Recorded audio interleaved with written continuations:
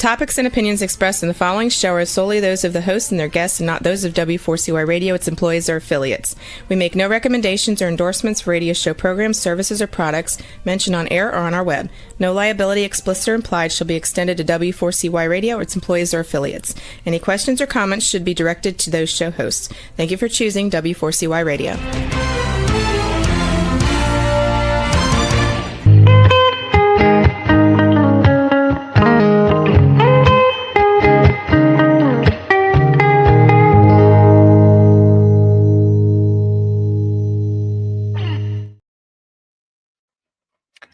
Hello and welcome to the new episode of Mindfulness in Action. And today I will be talking to Frederiek Stapel. The episode title is From Knowing to Living. And in general, Mindfulness in Action is the place where I connect with people who embody mindfulness, and we talk about the practice beyond the cushion, on how they apply it in their personal and professional life. So a little bit about Frederiek before you get to know her in person. Frederiek is working as a psychologist for more than 30 years. She's in mental health field and working as a psychologist trainer, and she also has a private practice. She specialized in trauma, anxiety, and depression. She's also chair at Vipassana Haarlem in Holland, and is also board member in AMBA, Earth Alliance of Mindfulness-Based Associations, where we met and we are currently serving the community together. And so I would like to officially welcome Frederiek. Hello. Hi. It's really nice to see you in this setting. We never met really in person. That's what technology, how technology supports us. And but I'm really thrilled to welcome you as the guest on this show. And I usually begin with a question, now that I introduce you professionally, who you are. How do you introduce yourself? If there was anything that you would want to add to that, or who is Frederiek when you meet her? That's, of course, a big question. And hi, Dalida. Thank you for being here. And yes, I think it depends who I am, on the conditions and where I am, which role I am. So that makes it a difficult question. But of course, when we are talking here, I'm a psychologist who is also a meditation practitioner, and try to combine this. And it gives me a lot of joy and gratitude to combine it. Like the Western thinking and the Eastern thinking. Gives a lot of inspiration and also a lot of frustration when it comes to my field of work, which is the mental health. So tell me about that. I mean, I know that there are all these perceptions that mindfulness is the answer. And gives a lot, but I like to touch on the little pain points as well of that, so that people have a clearer picture. And I'm really curious about the frustrations in that field that you might be facing. Maybe you know this. You can agree with me that this can be a difficult field, and also a field of joy and new perspectives. I think when you look at the cognitive part, which I've been for a long period in my life, very cognitive and thinking. I like thinking, I like talking, I like reading books, I also feel dependent of my thinking, it gives me a kind of safety. But when you come in certain situations in life that it doesn't work to think. It doesn't work to ponder, to worry, and you get perfectionistic, or you get lost in all this information. That can be a breaking point, but you before that, before you, if you have no suffering about your thinking, if you like your thinking, if you enjoy what you are thinking, then why should you meditate? Why should you be frustrated about that and start to feel your body and start to feel your surroundings and your sense contact? So that took a while for me. I think it took till I was, 40 years old or something, that I really needed another way to look at it. And it was in different crossroads in my life, like becoming a mother and having little children with all the worries, having frustration about my clients that were not progressing in therapy, about the mental health system that was overloaded, became overloaded at a certain point in Holland. A lot of frustration around me, people with burnout in my field, and me suffering from my health that left. And of course, what we all meet in life is losing a parent, losing a good friend, having mourning processes. So then the things began to crack a little, and the thinking helped me. So I think that's this point, and maybe you can imagine this from your own life, that there are certain points that we are not helped by our brain, by our I mean, state. absolutely. I strongly believe that when we mindfulness practitioners, when we meet each other, we know that in the background there was a turning point, and that only the amount of suffering equals the depth of the practice that we have explored, and the determination to stay connected with the practice as well. And you mentioned quite a few very real points, very that are true for many of us, and definitely some of them we are going to face no matter what, like death of a loved one and mourning. And what I would like, as we begin to unpack and explore your experience in the mental health field, can you bring a little bit understanding of how does one become aware that there is a crack in thinking, that something is not quite matching, so that a new system needs to be found? I think as a psychologist, why you meet every day in your working week, you meet people who are suffering and people who have a question about their suffering. They have a question about their troubles, and it's an honor to listen to them.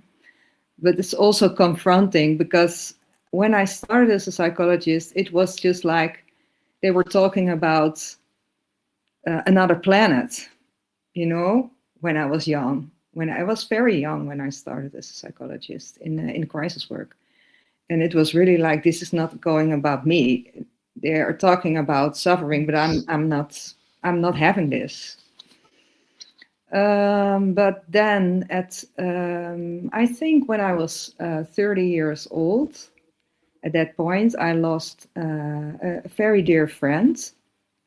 And I was myself 30 and he was 30. And well, it was really tragic. It was a traumatic event, because I found him when he was lying on the couch. Yeah? So then I think my world started to shaken up. If you really want to know this starting point, that then I could not, born in a Western society, studied, having friends, having parties, having fun. Of course, I've always been a little bit seriously, like going to university and studying psychology. But then it really hit me like, this doesn't work. And first you're shock period and you're not realizing what is happening here. But nothing seems to work.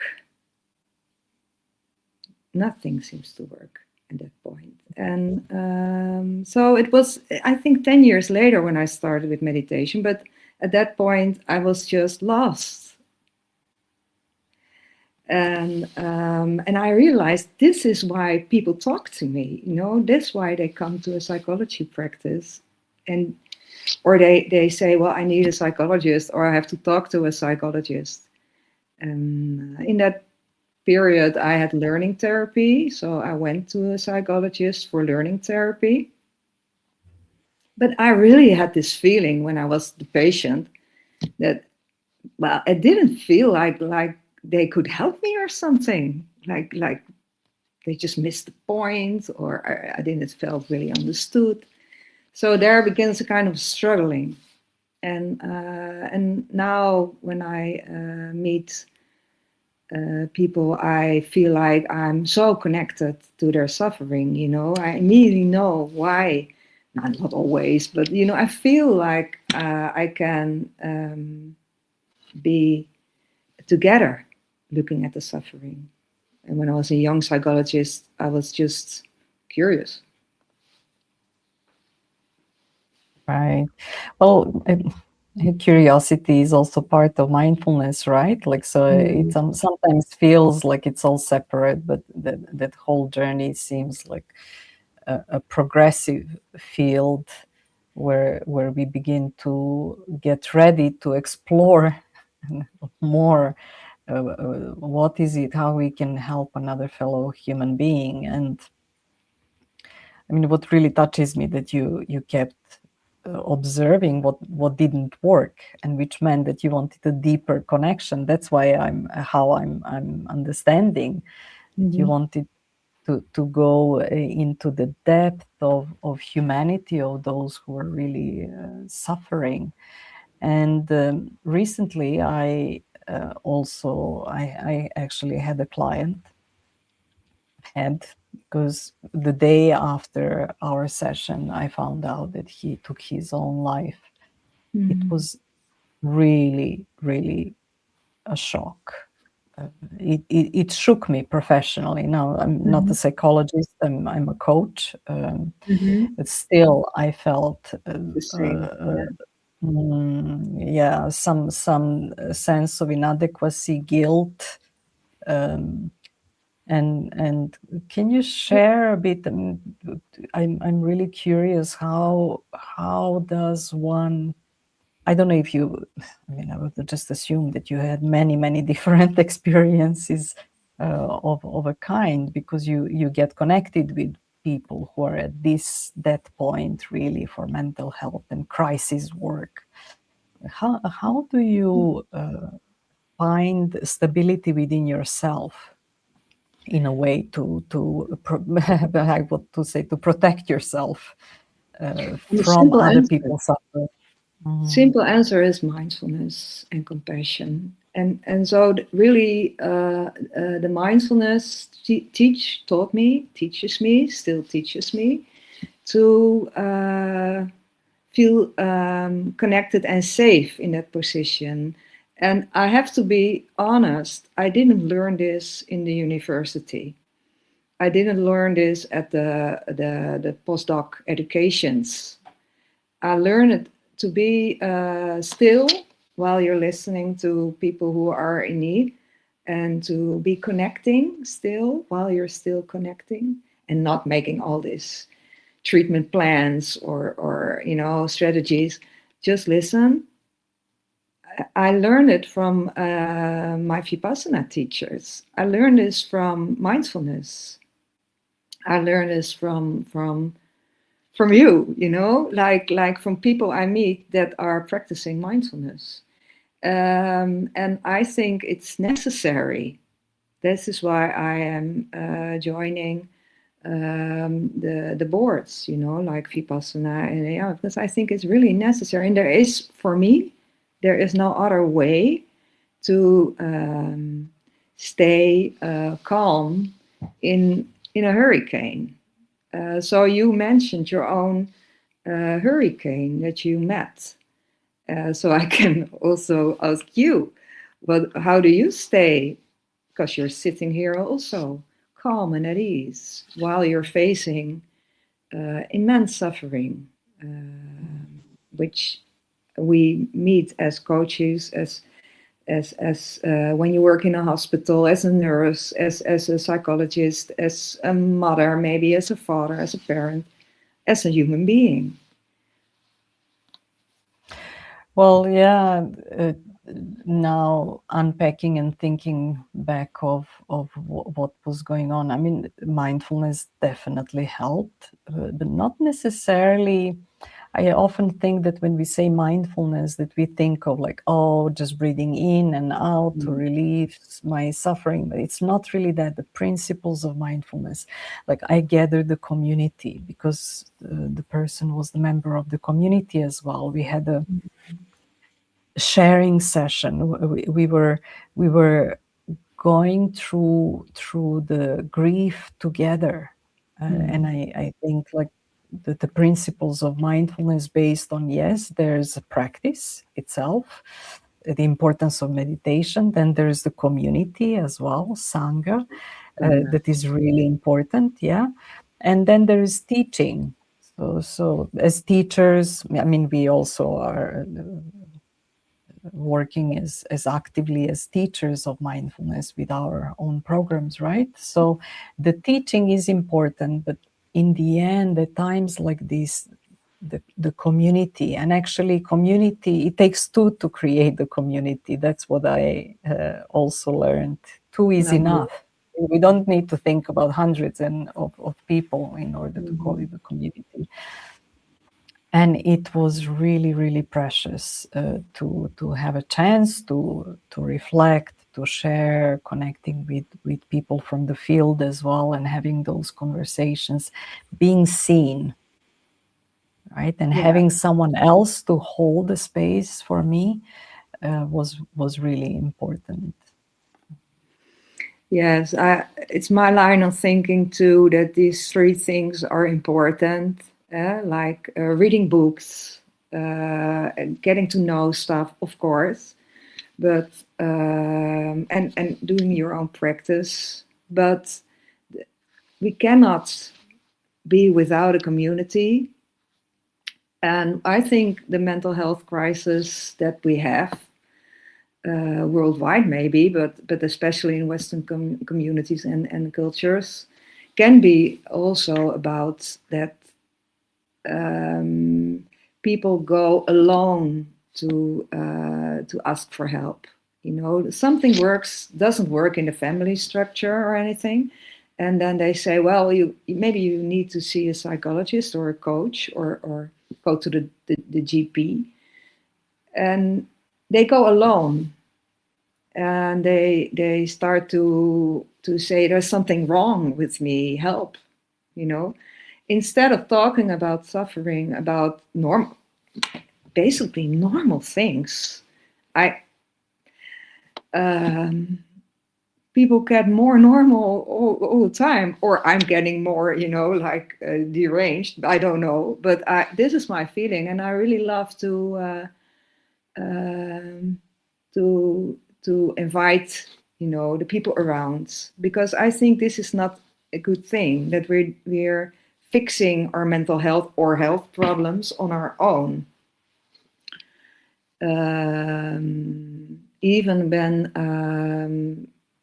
you are having a serious health problem, it touches also your family structure. So what you're saying about community, I think it's very important. And I learned this from the Sangha in Haarlem, how important that is, that we sharing together.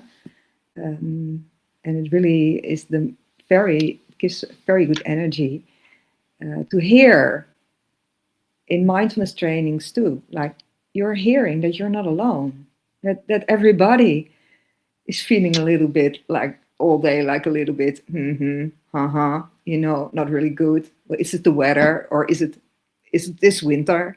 The car is not working. Children are maybe not happy or anything, like this casual, basic stuff of life that we're all sharing the whole day. And it's a good thing to talk about it, to be normal about it, that we all have this. So I love that you said it. Yeah. It's so true, and I know that with the whole social media that used to be a really big talk, I think we are getting used to it now, and going in a way into some extremes. In one side is presenting life as beautiful and all these amazing places and how people are getting around and getting rich overnight and all of that part. And then we have another extreme where people are actually becoming very open and vulnerable about their mental health, the suffering. We have so many resources. It's so easy to go on many platforms and get free education about mindfulness practice, about the self-help. Whole industry has exploded. I mean, like, information is really, really out there. And yet I have a feeling that the mental health crisis is increasing. So you mentioned at the very beginning, it's not about the mind intellectualizing, right? Like the mind understands. So what is it in your opinion? We have all of that information out there. I don't think that in terms of the practice or principles, we can share much and anything new, that is not already said out there. How come that there is mental health crisis, even with all of that possibility for us to learn, know, and find a new way? Yeah, from my experience, it's the social media is more about success than about failing. So it's not really about suffering. It's about becoming more successful or more cognitive in a way. And so I think it's a kind of information. You can get a lot of information, and information is good. I use also for information, like we use Google. It's wonderful, It's like a big library. I can connect with you, and so I see all these pluses that are very strong, and I think that is really working very well for us as human beings. But on the other hand, it feeds a kind of delusion or illusion about success. So it feeds like a sort of chronic not being satisfied with your life, of course. And a lot of people mentioned this already. And it's very difficult to not get caught by it, and by being, feeling this kind of that you're not satisfied, or that you need more, or that you start craving, or that you start longing for better life, and feeling insecure about your own life and about your own person. So I think we call this in the mindfulness training the discrepancy monitor. Like you're always looking at, it can always be a bit slightly better than I did today. And when ages ago you were able to play the violin in a village, for example, you were really very special person. And now you start comparing yourself on YouTube with all these big violin players around the world, and you think, whoa, that's a long way. I have a long way to go. So you can get, the joy is not there anymore of your own achievements. And how is it when someone comes to see you professionally? Do they know about mindfulness beforehand, or is that are you often the person who actually introduces them to mindfulness? Well, it's really you see now that everybody knows about mindfulness, but when I started, it was still not that at that point. But the cognitive behavioral therapy combined with mindfulness, you don't have to mention mindfulness at all. You just work because cognitive behavioral therapy looks a lot like mindfulness because it is about conditioning, the mind that is conditioned. And now is the cognitive behavioral therapies are internally not wired to look at the conditionings. They are trying to rewire the stuff.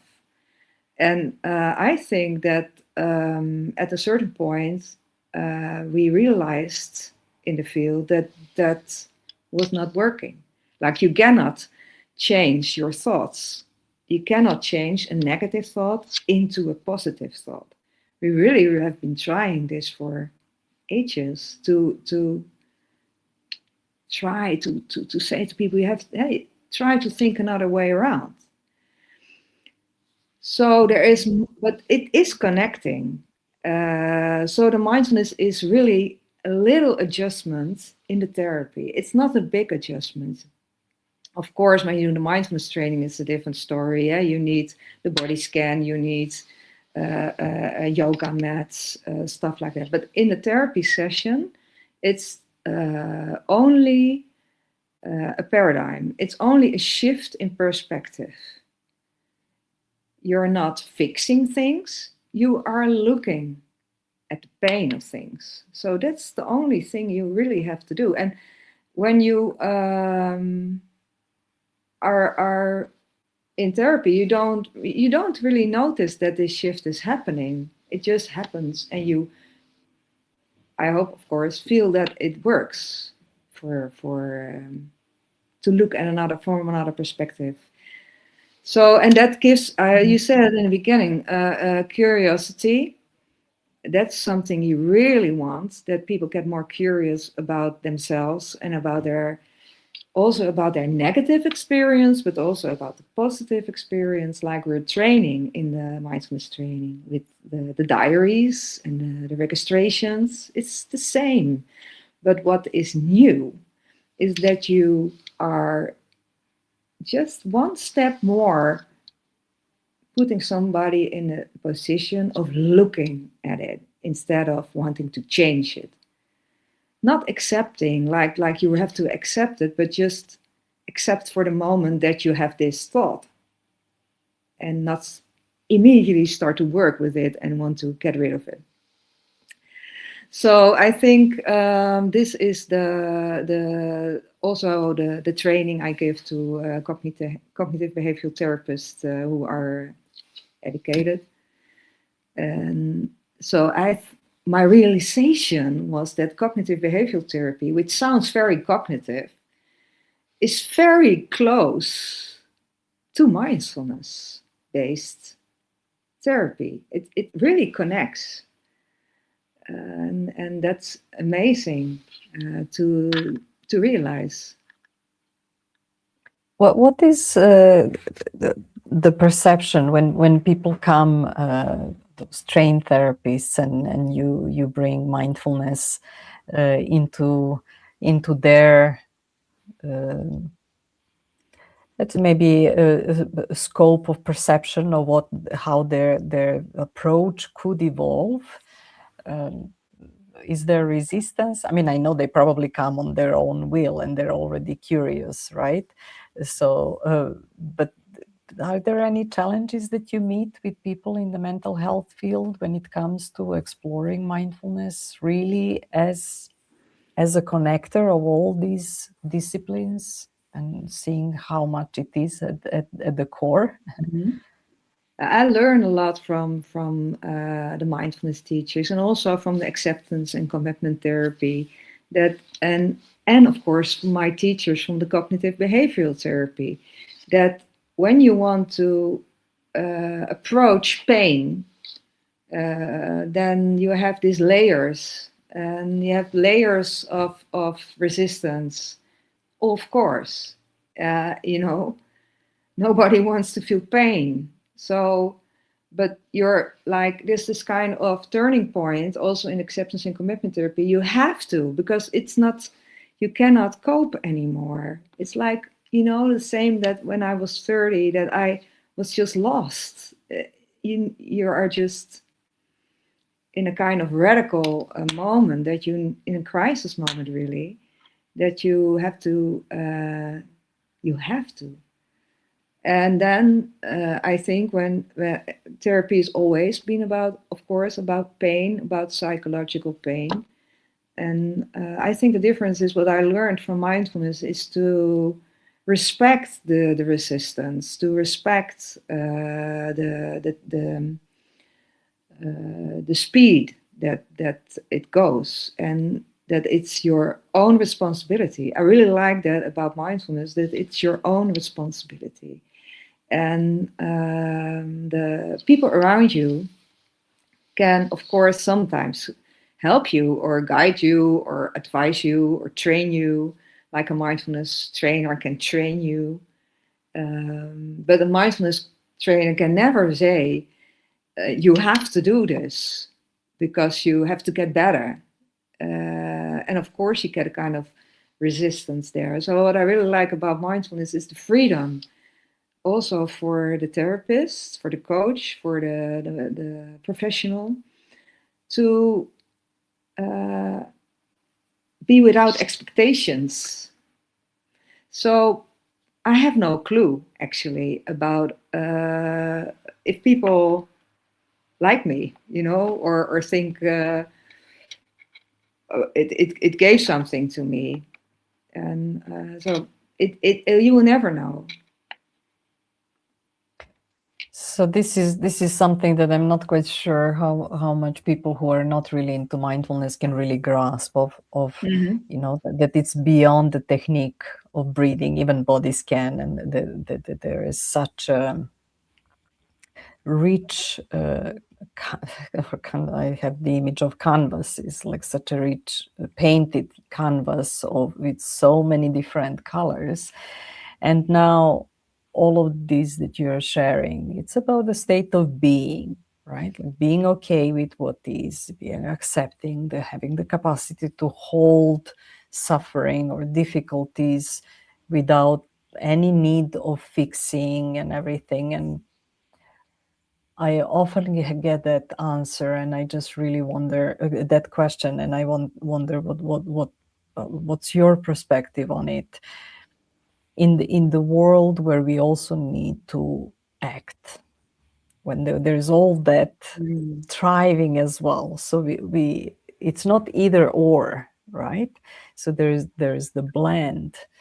But how do we know when is the right time to go into action as well? And it's like, look, all of the things, I mean, you're saying is like, yeah, it's just be with what is, but look how engaged you are. And it doesn't mean that you're sitting and just not doing anything. On contrary, right? So how do you bring that in to your clients, to your community? Like, where is that balance of these two action that comes from within, but yet not really forcing the action, right? I don't even know how to explain it, but yeah, I'm sure you know what I mean. Yes, and I can only share my own experience, like my own suffering and the working here. So with suffering, that I think what I learned was that first, of course, and I think you had the same. It was mindfulness all along, and then I missed something. I missed, and I still in process of like you're aware okay, you have negative experience, you have positive experience, you can be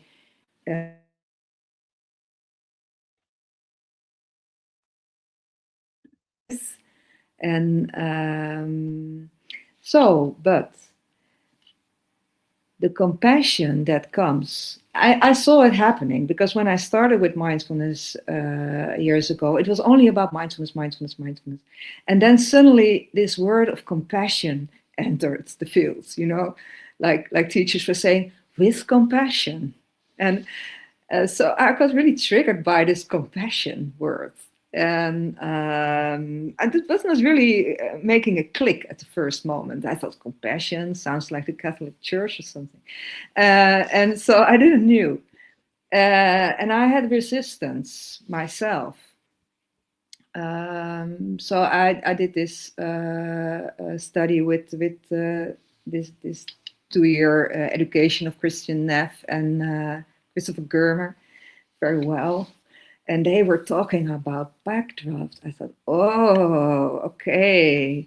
Well, this is serious. I have backdrafts. And so this is, I think, when you want to be engaged after the mindfulness processes, you need compassion. Or else so first you have to be compassionate to yourself, what I learned. And then you can see the right view to be in action. You say mindfulness in action, but which action? You have to choose wisely. Action. And you first need mindfulness to choose. I'm very curious what you are thinking about this. Yes, it's true. I mean, it's like you really, just like yourself as well. I was also, when somebody told me about compassion, and I was thinking like, oh my God, like what are you bringing now in? But then the comment was also like, Dalida, you're really not compassionate toward yourself. Mm-hmm. So which I admitted that was the right comment. And then I also went and explored exactly the same program, and with Chris Germer and Christine Neff, and what another concept. One was backdraft also that really touched me, but another one was the spiral of learning that comes from striving, and then disillusionment, and then the third layer being actually radical acceptance, right? And I see myself constantly going through that loop, and so the striving where I'm really trying to get somewhere. So that's when I find myself going into the action of wanting to fix myself, wanting to be better than what you all already shared, that is so present in the world with social media and comparison and everything. And then when I find myself in that disillusionment phase, when it's like, oh, mindfulness is not going to fix me. It's like there's this like deflated balloon type of feeling, right? When I'm thinking like all that practice and it didn't fix me. I'm like, here it is. I'm meeting myself in the same space, and then realizing, oh my God, I was striving. I was really putting too much effort. And then coming to that place of radical acceptance, when you say, when I can choose wisely, and I think it just keeps going. It's like meeting my own humanity on in between these like 3 phases or the spiral. It's not the linear work, but I keep being surprised when I find myself. It's like, there I was just forcing the action and I didn't see it, right? Like, and that's why I appreciate working together, because we can see each other. It's so difficult to see myself, right? or see oneself. But when we are then in community of people who are sharing the practice, I think that those wise actions are much easier to bring, because we can remind each other when we get in a trap, in a way. Yeah. Does that resonate? Well, what I'm thinking is that, of course, you're mentioning social media, but we are like also then we have this world suffering. We have this every day. We see that the world is suffering every day, and we cannot say I don't want to see it, because then it feels a little bit like, well, you're stepping out of it. You're part of the world, and this is a puzzle that I hope you fixed, but I didn't fix. I don't know, and I comfort myself by, okay, well, you do your psychology work, you give mindfulness training and compassion training, and you do some voluntary work, and but still it doesn't feel like it's really, mind-blowing or something when you see what an immense traumas daily are presented on media to us all. And it, of course, gives the question to us all, what are you going to do? Are you going to sit and wait till somebody else fixes it? It makes us responsible when you look at it. When you look at the daily news, I feel responsible in a way. I know this is a delusion, but it's difficult not to feel it every day. That I did something wrong, or did I forgot to do something? And this world stress is really important, I think, to address in a way, because we're all in it together. And I think you know where I'm talking about. Absolutely. I find also that balance between, like, where do I take care of myself? When is it listening too much, knowing too much, feeling helplessness? Am I doing too much? How much can I do? Where do I bring the impact? It's all bringing a lot of unease, I have to say, and I'm not sure. There are times when I feel stuck, and I really don't know if anything that I'm doing is bringing any kind of like dent in the universe. And then it seems that there is so much violence with all of this that we now are exploring. Everybody knows about mindfulness, and then on the other side there's so much violence, there's so much suffering beyond the individual. Is the collective is really taken into the place of, in many countries, we can't even say that there is a country that is not touched by suffering at the moment. So, like the question that I bring from time to, quite often is, and that I'm really bringing as a puzzle, where is the self-care versus providing the care and support for the community? How am I managing those? And it's the puzzle that I'm still looking, even how many pieces it has. I still don't know what kind of pieces I'm dealing with. Yeah, it's Because hard. I'm sure that a lot of people want to do something. They want this action, but they have no clue what the action then should be. How can you come in action Um, and then it gets bigger and bigger and puzzling, and then you start to a little bit dissociate from it and start to focus again on your neighborhood or your city or the country you live. And I think, really, from my heart, I think it's enough, because you're just this tiny little person. But sometimes I'm a little bit doubting that. That's why I'm discussing this with you, because maybe I'm doing also an easy exit here. Like, I'm saying to myself, well, I'm just this small person. What can I do? The world is big. I do my little job. But yeah, it still feels like, whoa, is it enough?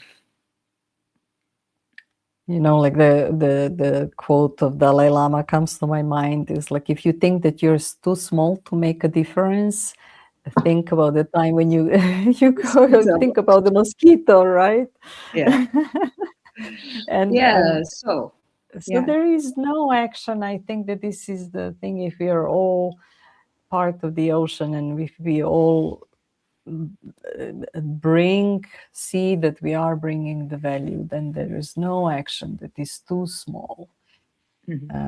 But I think at the moment, maybe what we are called to not be taken by the hurricane, the whirlwind of negativity, of panic, of violence, of in my opinion, wrongful leadership in so many ways, of people who are not tolerating humanity and the change of values. So when that becomes too much, I think it's really important to come back to self and find that center, so that we can find the wise action coming from that, right? Yes. And what you mentioned when we shared about coming to the episode, and what I know about you, you love silent retreats. And if you could share a little bit, what is it about the silent retreat that helps you to be this kind of person, someone who acts in the world and to really take care of yourself? I really love about silence retreat that language is banned in a way, because words are very conditioned.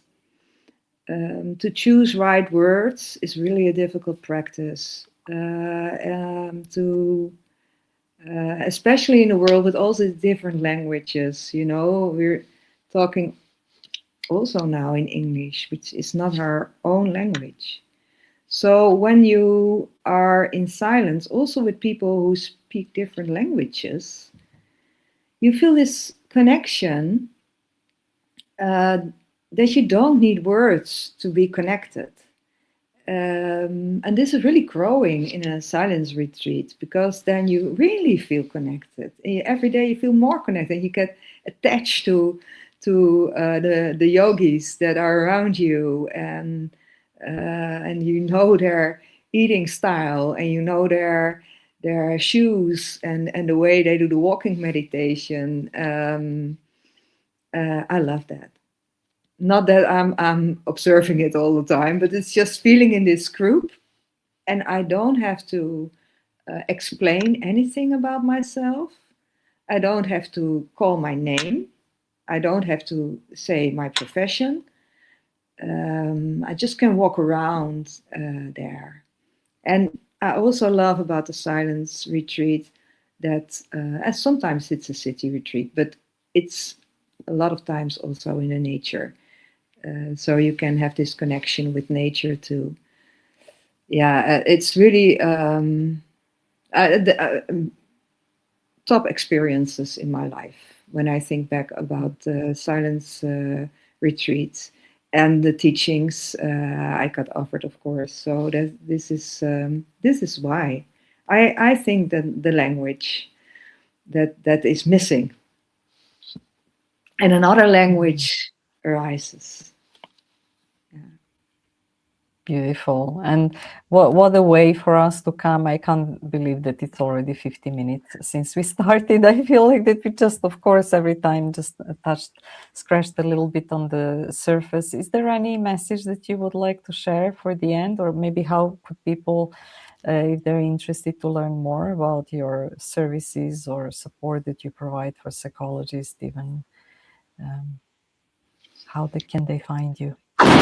Well, I think my main point, I'm working it with myself. It's my own experience, and is that I really think that words you're saying to yourself, you really should be careful to that.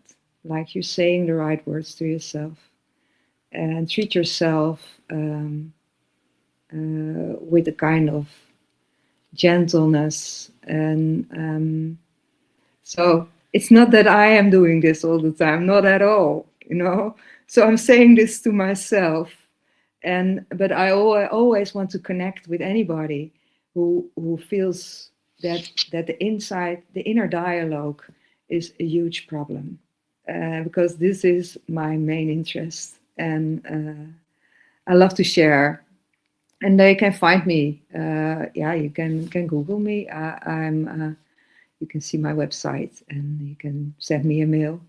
I'd love to hear. Yeah. Oh, beautiful. And now with all of that in mind, maybe I will just invite people to spend a minute of silence after this, listening to this show. And this is Mindfulness in Action. My name is Dalida Turkovic, and see you next time. Thank you.